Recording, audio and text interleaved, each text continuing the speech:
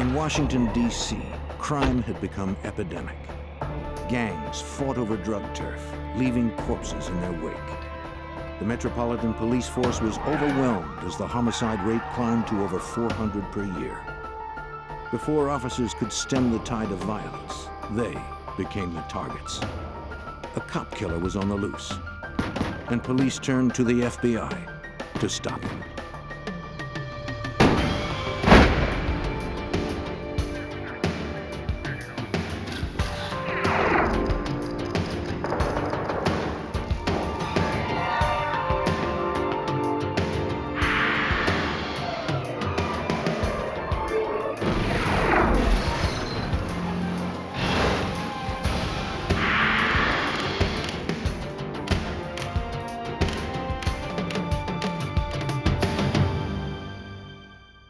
In 1995, our nation's capital was also our nation's murder capital. Even the police weren't safe. While Washington, D.C. law enforcement targeted criminals, the criminals targeted law enforcement, even gunning down officers on patrol. I'm Jim Kallstrom, former head of the FBI's New York office. As the death toll mounted, D.C. police called upon the FBI for help. The hunt was on to find a cop killer and to bring order to a town in trouble. But things would only get worse before they got better.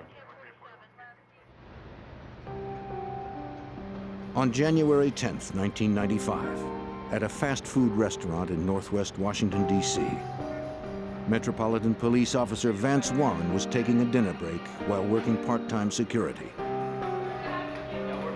It had become common practice for businesses to hire uniformed off-duty police officers to protect their establishments.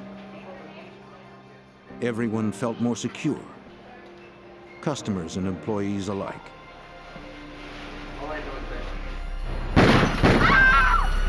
No one inside saw the dark figure retreat into the shadows. 2 bullets grazed the back of the officer's neck. He peered out into the darkness looking for the shooter, then radioed for assistance. We got shots fired. He didn't know where the shots came from, or if the gunman was still out there, waiting to strike again. Responding officers raced to the scene, but the gunman was nowhere in sight.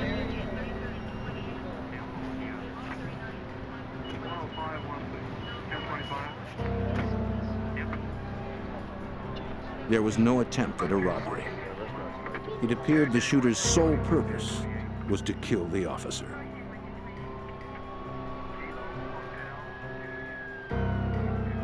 From witness accounts, police believe the shooter acted alone. The forensic team recovered 2 .32 caliber slugs from inside the restaurant. No shell casings were found at the scene. Though Officer Vance Warren survived the shooting with only minor injuries, others weren't so lucky. Less than 2 months earlier, on November 22nd, a gang member walked into the District of Columbia's police headquarters with a gun and began firing. In an instant, the police sergeant and 2 federal agents were dead. The 4th was critically wounded. With no chance for escape, the killer turned the gun on himself. Police couldn't help but suspect the shootings were somehow connected, even though there was no evidence linking the attack on Officer Warren to the shooting at police headquarters.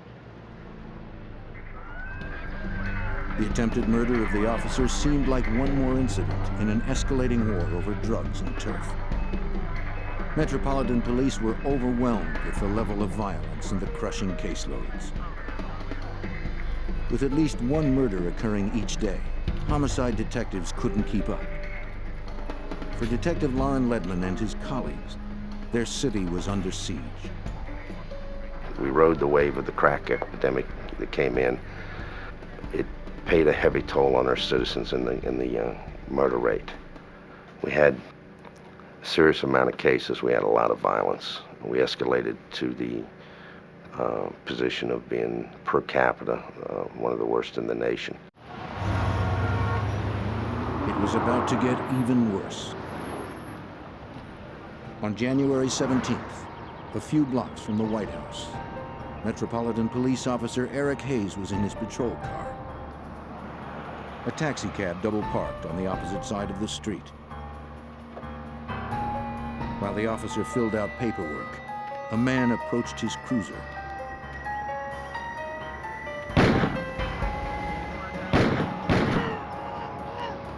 He shot the patrolman 4 times at close range. Wounded in his chest, legs, and abdomen, Officer Hayes struggled out of his vehicle. The cab driver witnessed the shooting. He reported it to his dispatcher. Look, just some suspect running down the alleyway. As the shooter bolted, the cab driver circled around the block. Making his getaway, the gunman stripped off his mask and jacket in an attempt to change his appearance. When the cabbie turned the corner onto the next block, he saw the shooter emerge and alerted his dispatcher that the shooter hailed him. Not realizing the cabbie had witnessed the shooting and followed him, the assailant got in. The driver discreetly turned off his radio, and the dispatcher notified police. Keep straight, man, keep straight. An APB was issued for taxi number 440.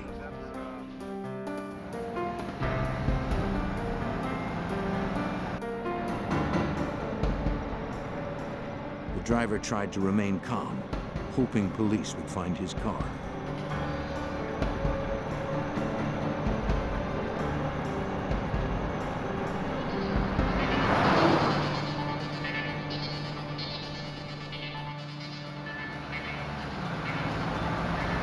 Within minutes, cops picked up the taxi's trailer. The gunman barked a new address and told him to keep driving.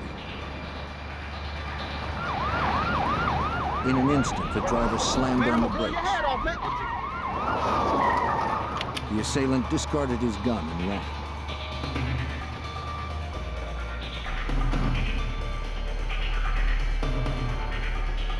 He evaded the pursuing officers.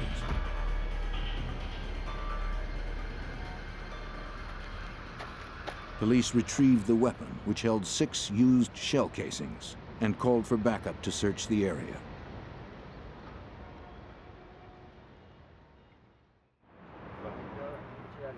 At the crime scene, Officer Hayes fought for his life.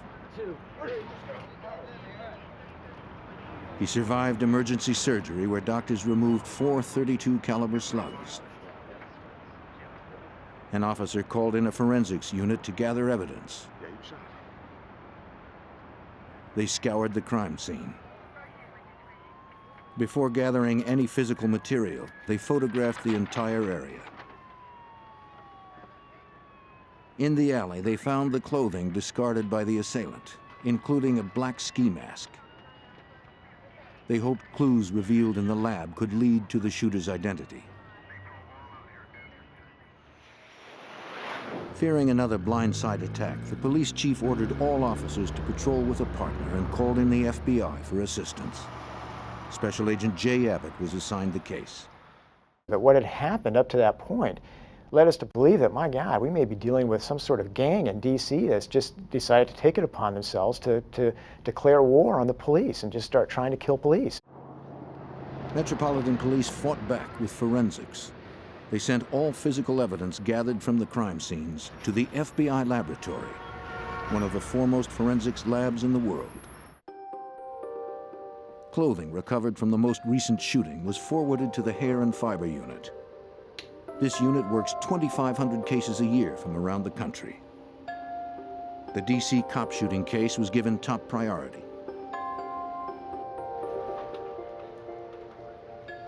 After the clothes were scraped over a clean sheet of white paper, the surface was inspected carefully for artifacts. An examiner discovered a single head hair from the ski mask. When a suspect emerged, a sample of his hair would be compared to the one found. A match would be vital in a successful prosecution.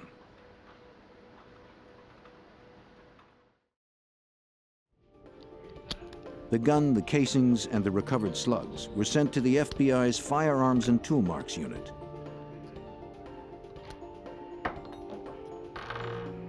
Agents needed to determine if the .32 caliber revolver left by the assailant was the weapon used to shoot the officers.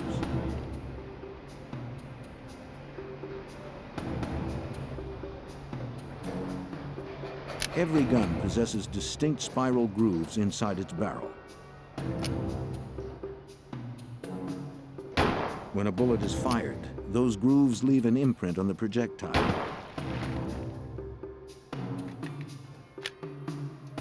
The grooves from a fresh bullet would be compared to the grooves on the recovered slugs to see if they corresponded. The bullet sample, together with the slugs, were forwarded to an analyst for scrutiny under the comparison microscope. The bullets matched. This confirmed that the .32 caliber revolver was the weapon used in the two most recent shootings. Investigators were now looking for one man. To find their suspect, the FBI and Metropolitan Police called on their only eyewitness, the cab driver. They asked him to provide a description of the assailant to a police sketch artist.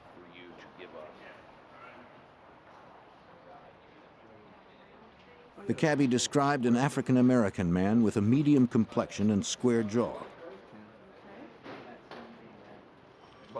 The most distinguishing feature he remembered was that the gunman wore braces on his teeth.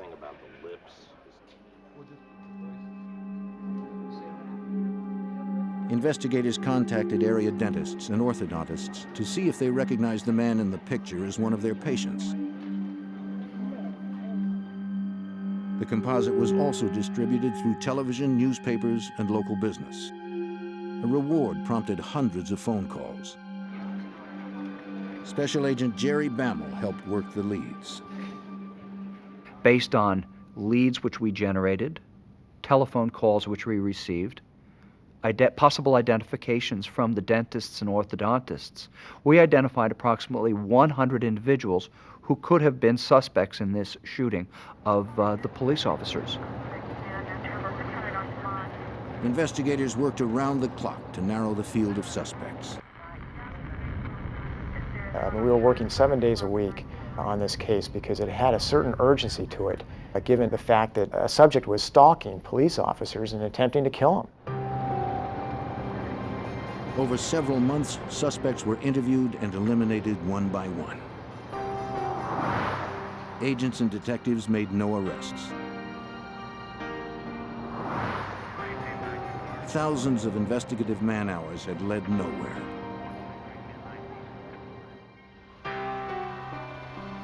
Then, on April 26th, Officer John Novobilski of the Prince George's County, Maryland Police was hired to guard a liquor store in nearby Landover, a suburb of the District of Columbia. A masked gunman approached and fired at close range. He unloaded 16 rounds. The policeman never had a chance. Then he took the downed officer's 9mm pistol. From a nearby corner, a witness heard the shooting and called for help. But it would come too late. Officer Novobilski died instantly.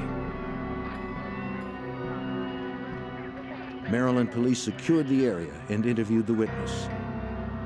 There was no apparent motive, no warning, and the victim was a cop. The pattern seemed to match the two shootings in Washington. There was tremendous similarities between the killing of Sergeant John Novobilski and the wounding of our two police officers here in Washington, D.C., in that an individual walked up to a seated police officer and without provocation opened fire and shot the officer. 5 months had passed since the first officer was shot. Agents were no closer to finding their suspect, and now he was wanted for murder. Washington police and FBI agents scoured the streets looking for the assailant who had wounded 2 of their colleagues. As they continued to hunt, Maryland police made an arrest for the murder of their officer. There was no evidence linking the Maryland suspect to the 2 attacks on D.C. police. Special Agent Jay Abbott believed the D.C. attacker was still at large and could strike again at any moment. But we felt this person was probably going to try to kill another police officer somewhere in Washington, D.C. or in the vicinity. And it gave us real pause for concern that we weren't able to follow up any viable leads during that time. On May 18, 1995, while investigators continued their search in Washington, a young Maryland woman arrived at a Prince George's County precinct.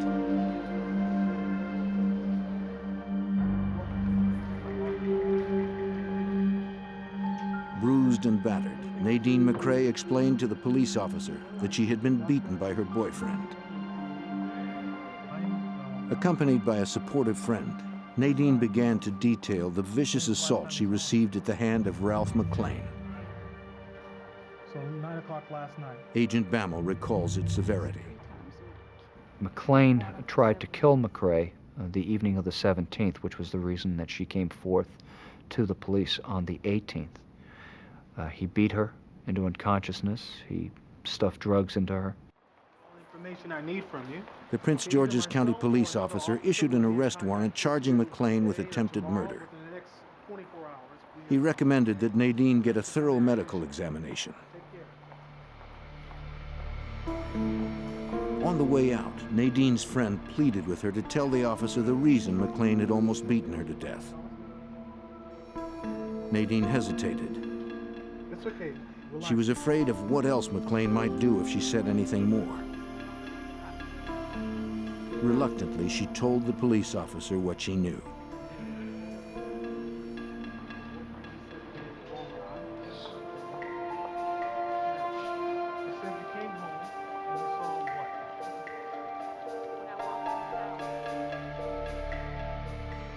The night the sketch of the suspect appeared on the television news 3 months before, she was surprised to see McLean prying the braces off his teeth.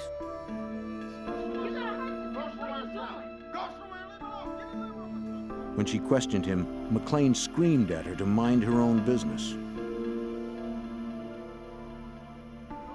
According to Nadine, her boyfriend, Ralph McLean, was not only responsible for the shootings in Washington, he was also a cop killer. Her boyfriend had advised her that they had the wrong person for the shooting that occurred in Landover, Maryland with Officer Novobilski.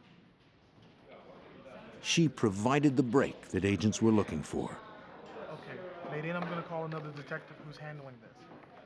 Nadine McCrae, so reluctant to speak at first, knew that now there was no going back. I think she realized how dangerous the person was and was very willing to cooperate with us. Because I think at that point she also realized that her own life was in danger now, having revealed her knowledge of the subject.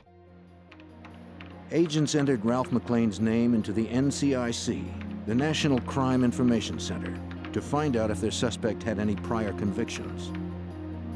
For Agent Bammel, the database revealed that McLean was no stranger to crime. He had a long history of criminal activity here in Washington, D.C., totaling over 20 arrests. Those arrests were for some petty crimes, shoplifting, but they did escalate to assault on police officer, drug distribution type charges also. Investigators secured a search warrant for McLean's apartment.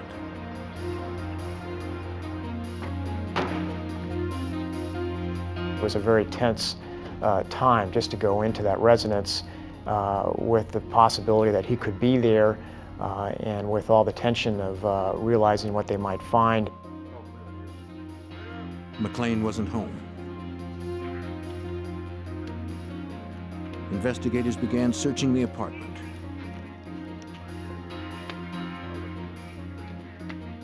Survivalist magazines, weapons manuals, and how-to guides for terrorist operations were strewn everywhere. The materials detailed how to conduct surveillance, conceal movements, and catch victims by surprise.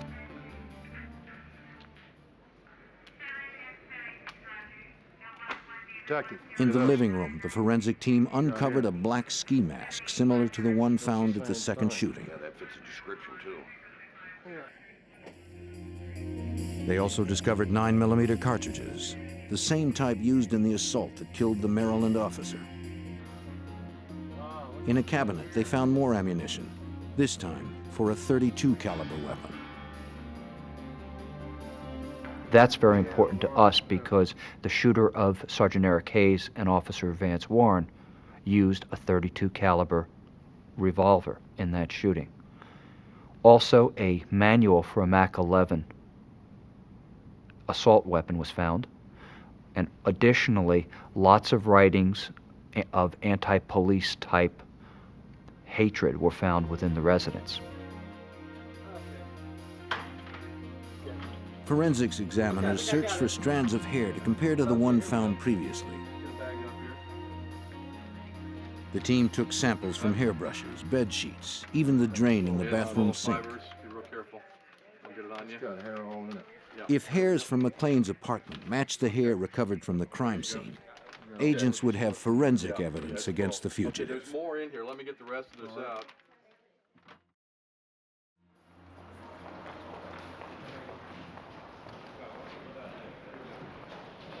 Armed with a photograph of a suspect, detectives called on the cab driver.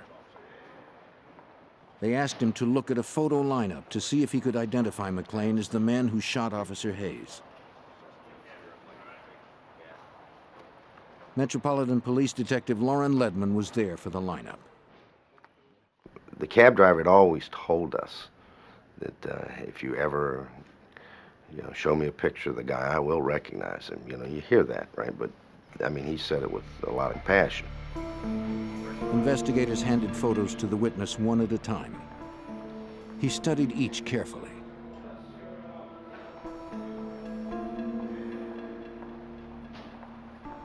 When he was handed the fourth photo, the whole terrifying incident came flooding back. He was staring into the face of Ralph McLean. He was talking to the picture as if Ralph McLean was there. He was talking to him through the picture. It was the best identification I've ever seen. I mean, he's screaming at this picture. Investigators now had two witnesses who pointed to Ralph McLean as the cop killer. Science would be the third witness. At the FBI labs, examiners matched the hair samples retrieved from McLean's apartment to the hair recovered earlier from the clothing found at the Officer Hayes shooting. It was the critical piece investigators needed to secure an arrest warrant for Ralph McLean. At that point, we were armed with some very serious evidence. We had the girlfriend with the admission, we had hairs, and we drafted an affidavit for signature for a Superior Court judge, and in the middle of the night, we went out and we obtained that warrant. But first, they had to find McLean. Investigators canvassed all of his known haunts. The suspected cop killer had apparently fled the area, and agents had no idea where he was headed. Ralph McLean was wanted for shooting 3 police officers in and around Washington, D.C., killing 1. A month had passed since the last shooting, and investigators had no clues to his whereabouts. To find him, they looked to his girlfriend, Nadine, for help. She was under constant police protection since McLean had tried to kill her.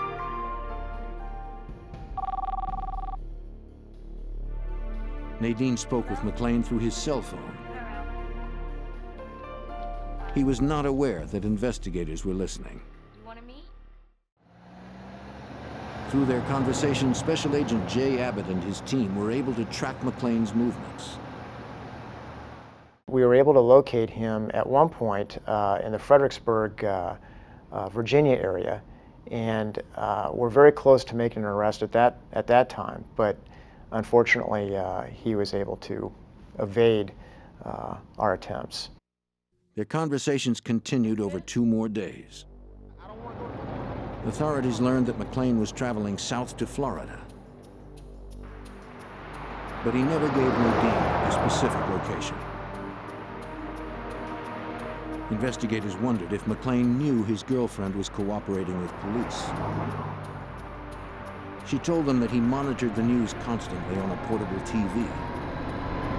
If they were going to catch McLean, they needed to surprise him and keep his name out of the media. That meant keeping the arrest warrant out of the national system.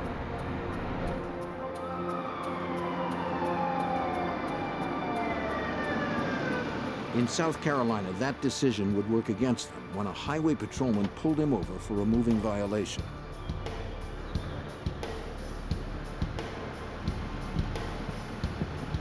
The officer approached and asked to see a driver's license and vehicle registration. McLean showed him his registration and claimed his license was in the trunk. The South Carolina officer, just weeks away from retirement, followed him to the rear of the automobile.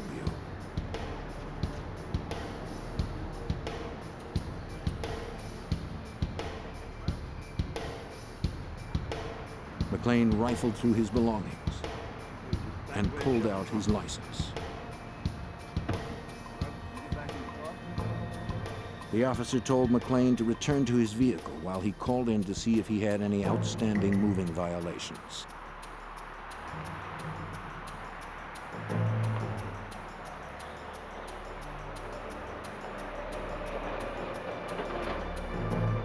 He also checked to see if the car had been reported stolen.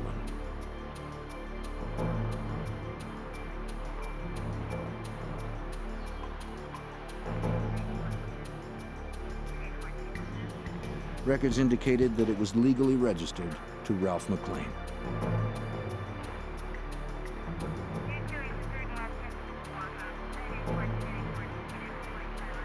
He issued McLean a ticket, then gave him directions to the town's magistrate's office to pay the fine. The officer survived the incident, but authorities had missed an opportunity to capture the cop killer.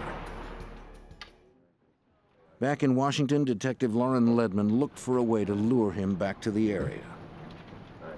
We were faced with somebody that was mentally unstable, that was out actively shooting police officers. We were kind of at his mercy because he was calling the shots. And the key was we needed to get him nailed down in a location where we could surround him. Investigators once again depended on Nadine's help.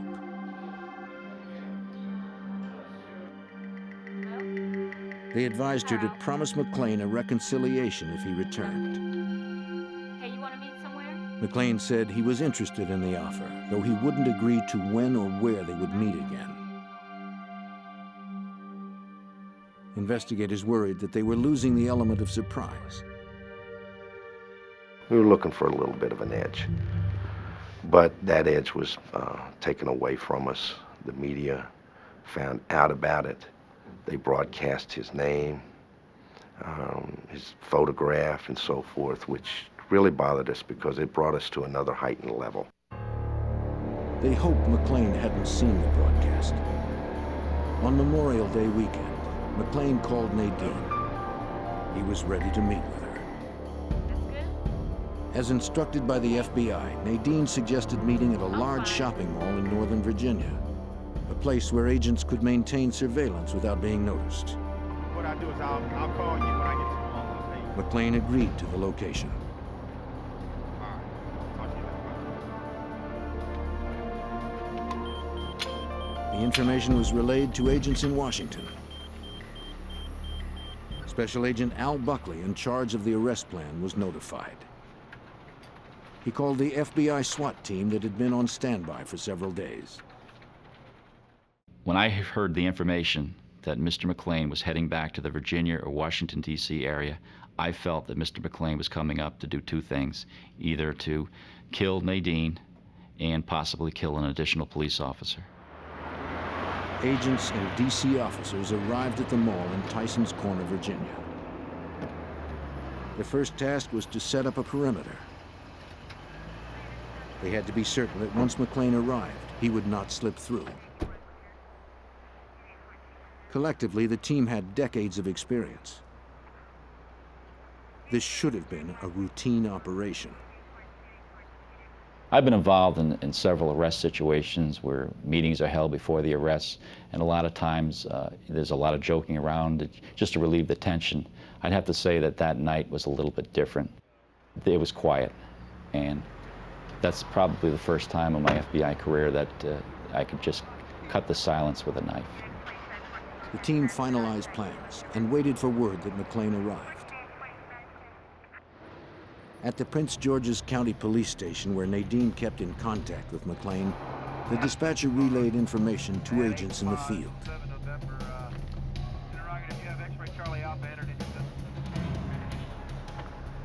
Agent Buckley got the call. McLean had changed the rendezvous location. The fugitive wanted to meet Nadine in Maryland, nearly 25 miles away from where the SWAT team had assembled. The sudden change of plans was troubling. The call suggested that McLean might have known he was being set up.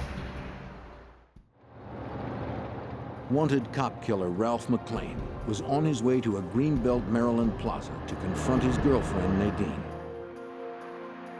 An FBI SWAT team was racing there to intercept him. Since McLean had changed the location from Tyson's Corner, Virginia, investigators suspected the armed fugitive knew Nadine was cooperating with authorities. Special Agent Jay Abbott was gravely concerned.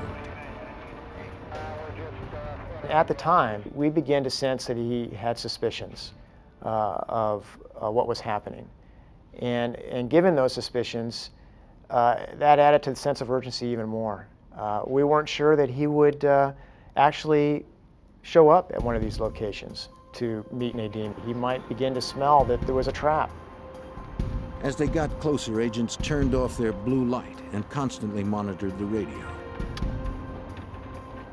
A police dispatcher relayed updates to agents in the field.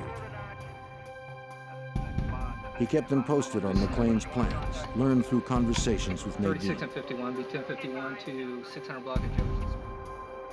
Agents were at the mercy of the fugitive's whims. After changing the location several times, the team got word that McLean decided to meet at a gas station across from Beltway Plaza. They scrambled to set up a perimeter around the gas station.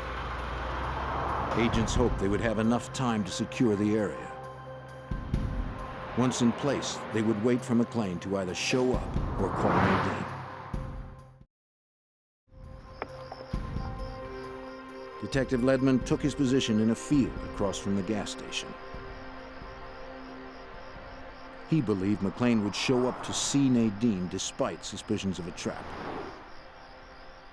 We didn't even know if he even really wanted to meet her.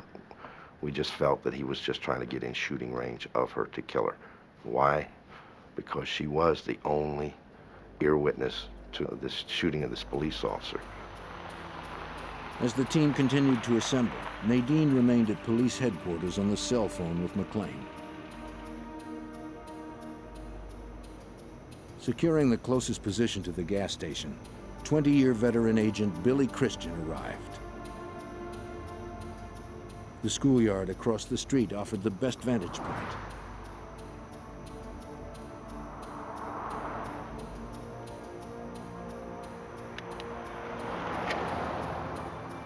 If McLean appeared, Agent Christian would be the first to see him.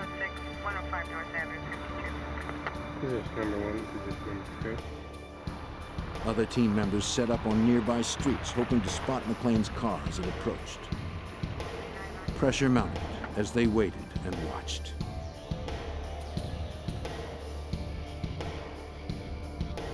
It was very tense. Al Buckley and I were sitting in a vehicle together just a couple hundred yards away, trying to direct the activity of a number of people. And it was very tense. I remember saying to him when we were in the car, I just hope that we can get him without anybody getting hurt. Finally, the team was notified that the suspect had called Nadine. He complained that he didn't see her at the gas station.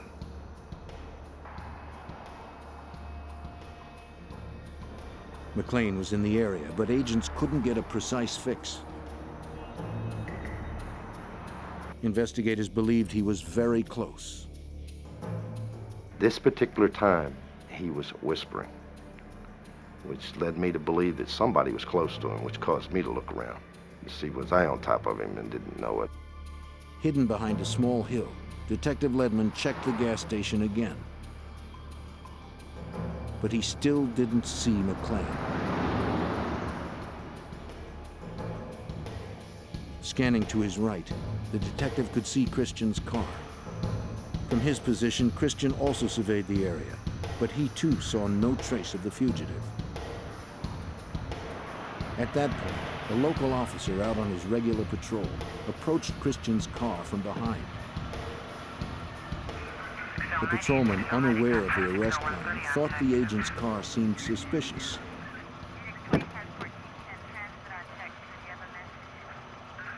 Bill Christian, to his credit, realized and recognized the danger that the officer was in and exited his vehicle, walked to the vehicle, and showed him his credentials. That action probably identified Bill Christian to Ralph McLean as a law enforcement person. The officer turned off his lights and pulled away from the scene.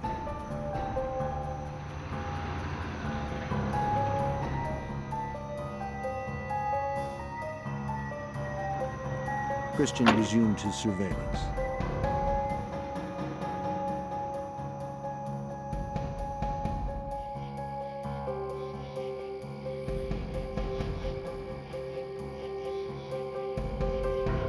While investigators watched for McLean, he was watching them.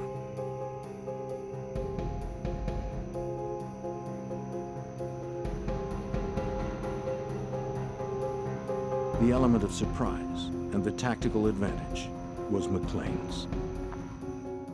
Well camouflaged in dark clothes, he surveyed the car where Agent Christian sat waiting and watching.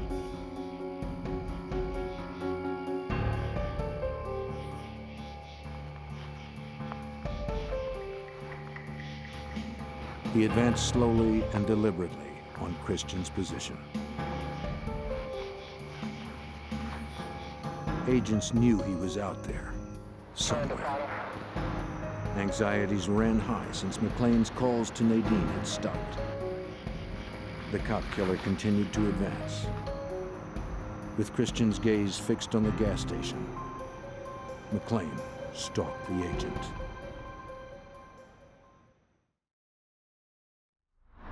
FBI agents and DC detectives surrounded a gas station in Greenbelt, Maryland, waiting for cop killer Ralph McLean to show himself. The arrest team knew he was close, but they didn't know where. McLean was advancing on Agent Billy Christian from the shadows.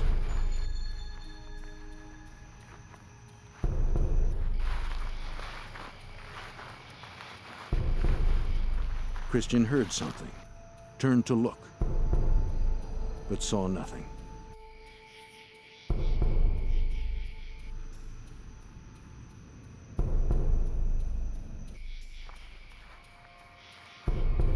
He heard it again,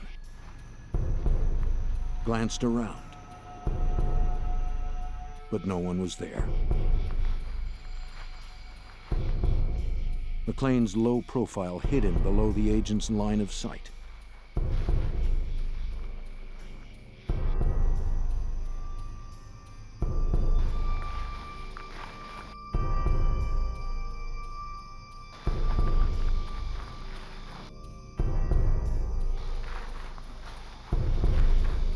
The killer continued to advance on his unsuspecting prey. Rising just beyond the agent's line of sight, McLean lifted his Mac 11 machine gun and aimed it at Christian.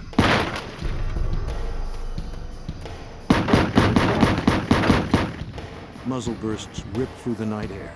Agent Billy Christian slumped in his seat. Detective Ledman spotted McLean sprinting into the woods and called for backup.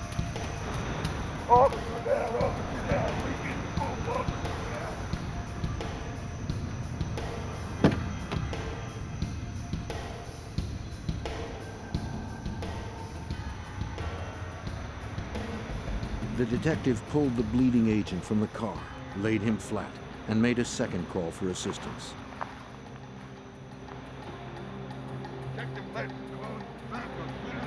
Agents Jay Abbott and Al Buckley were among the first to respond. We heard a call come over the radio of shots fired, and that the subject is running. When we pulled up on Billy Christian's car, we realized that Billy had been shot. The window had been blown out. Detective Ledman tried to help the fallen agent before rescue units arrived. He had been hit on the blind side to his left at a 45-degree angle. He had been hit several times, and he was dead. The cop killer had claimed another life.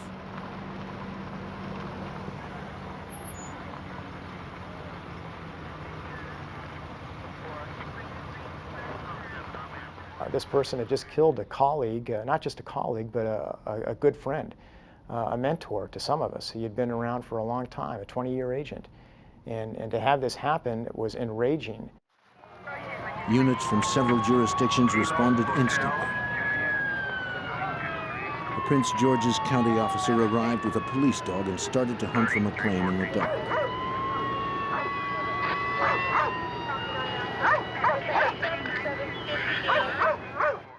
I remember him running up to Billy's car. I remember him looking at Billy and sniffing at the door area, and then turning around and trying to make a beeline back toward the school.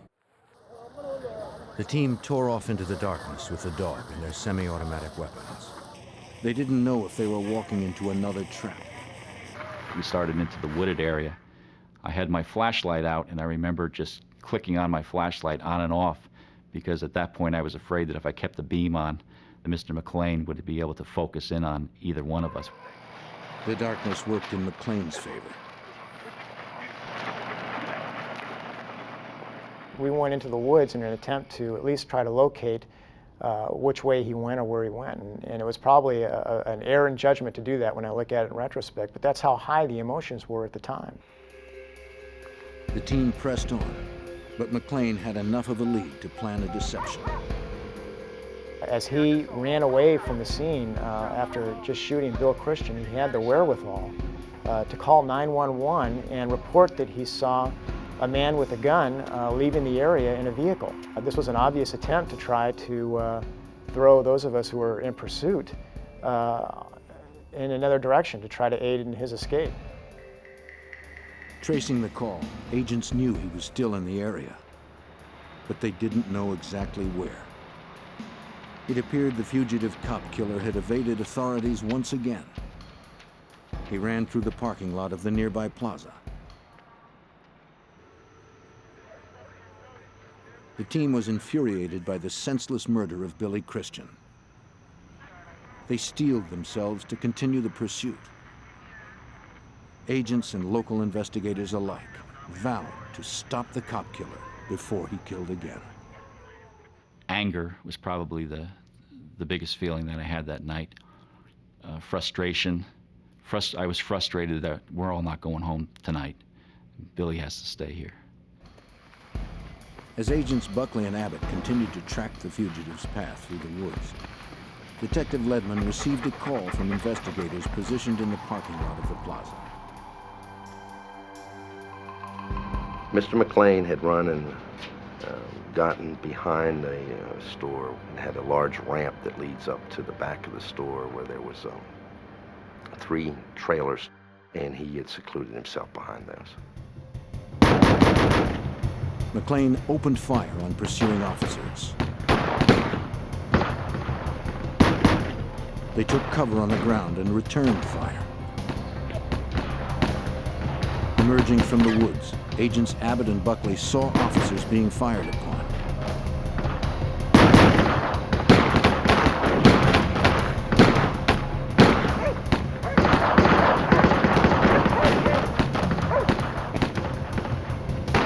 They pulled their guns and joined in the fight. McLean was dug in and well armed. Officers were pinned down.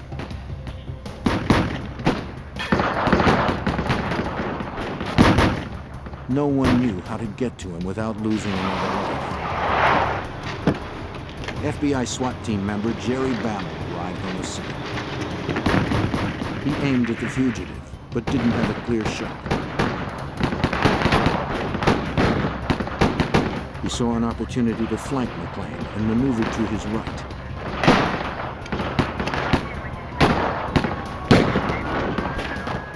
While police and agents traded fire with the cop killer, Bammel remained hidden from McLean. Then he stepped out from behind the dumpster and began firing on the shooter from the opposite side. From his position, Bammel noticed that McLean had a possible escape route. The loading dock ended with a railing and then a 10-foot drop wall. And I realized that McLean could conceivably get over that wall and flee into the lower parking area where there were no agents or officers at the time. Bammel blocked McLean's exit with gunfire. Now McLean was receiving fire from two different positions.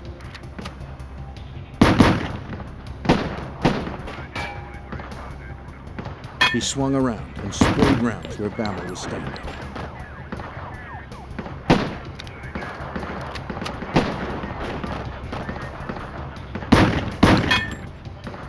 The agent returned fire. McLean was hit. Agents and officers continued firing. McLean fired one more round. Then there was silence. I waited a moment, and then there was a call out, something like, "He's down, he's down." Bammel hesitated before advancing on McLean's position to be sure this wasn't another trick. While officers and agents waited in the lot with guns at the ready, Agent Bammel made his way alongside the trailer, approaching the motionless figure. Another agent advanced on the opposite side. As they moved in, an officer yelled from the darkness that he saw movement. He was going to fire two more rounds towards McLean.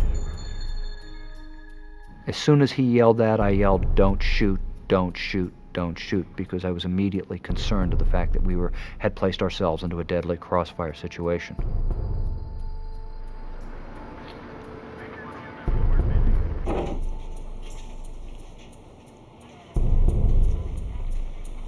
It was over. McLean had shot himself with a 9mm pistol, the same weapon he had taken from Officer Novobilski, who he murdered a month earlier. The cop killer was dead, but the price was steep. This person, the subject, had one goal in mind, in my opinion, and that was to kill police officers. And why, I will never know, but it was apparent to me that that was what he had decided to do for whatever reason at some point in his life. Agent Billy Christian was close to retirement when he was gunned down. He had worked with Agent Bammel over the span of his long career. Billy had been a 20-year agent with the FBI. Billy was an expert marksman, a firearms instructor, one of the first members of the FBI's hostage rescue team, the full-time Special Weapons and Tactics team, and he was also a member of the Washington Field SWAT team. The names of Agent William Christian and Officer John Novobilski were added to the Law Enforcement Memorial, commemorating those who have fallen in the line of duty. My desk here at the FBI overlooks the National Law Enforcement Officers Memorial, and not a day goes by that I don't think of my friends. Their sacrifice remains vivid and is recalled each Memorial Day.